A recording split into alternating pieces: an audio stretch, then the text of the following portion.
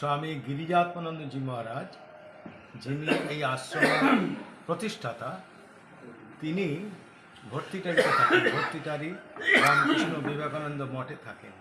তিনি এখানে যখন ছিলেন প্রথমে তখন তিনি এটা প্রতিষ্ঠাতা করেন 1998 সালে এই আশ্রম প্রতিষ্ঠাতা করেন এবং তারপরে 2002 সালে এই মন্দিরে এই শ্রী শ্রী মহালক্ষ্মী পূজা 18টা হাত নিয়ে উনি এখানে শুরু করেন। এটি আমার মনে হয় ভারতবর্ষে পশ্চিমবঙ্গে আর আছে কি না আমার জানা নেই। তো এটি আমিও দেখেছি, আমি বহু জায়গায় পুজো করেছি, দেখেছি সারা ভারতবর্ষ ঘুরে, তাতে পাইনি। তো মহারাজের এখানে দেখলাম যে 18টি হাত নিয়ে মা মহালক্ষ্মী দেবী এখানে প্রতিষ্ঠাতা হয়েছে। 2002 থেকেই পুজো হচ্ছে এবং এবছরও হয়েছে ভর্তিটারি রামকৃষ্ণ বিবেকানন্দ মঠে দুর্গা পূজা হয়েছে, সেখানে কালী পূজা হবে, সেখানেও লক্ষ্মী পূজা হয়। সব কিছু আমাদের 3-4টে আশ্রম আছে, সব জায়গায় মহারাজ প্রতিষ্ঠা করেছেন। এই আশ্রমে যেখানে যেখানে পূজা হচ্ছে এরকমই পূজা হয়।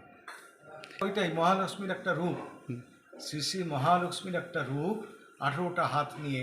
যেমন কোথাও কালী আমরা দেখি মুন্ডমালা একদম পুরো রয়েছে, কোথাও দেখি মুন্ডমালা নেই, হাত নিয়ে রয়েছে, সেরকমই এখানে মহালক্ষ্মীর 18টি হাত নিয়ে বিরাজ করছে।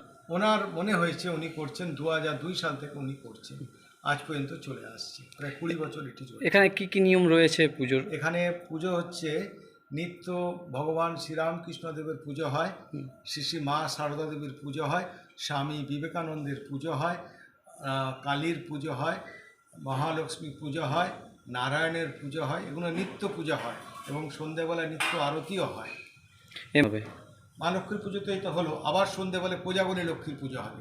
এটি মহারাজ এখানে দুটি পুজোই এখানে স্থাপনা করেছেন, একটা শ্রী শ্রী মহালক্ষ্মী পূজা আর একটি হচ্ছে সন্ধ্যেবেলায় হবে কোজাগরী লক্ষ্মী। এই মূর্তিটা কতদিন থাকবে এখানে রাখা?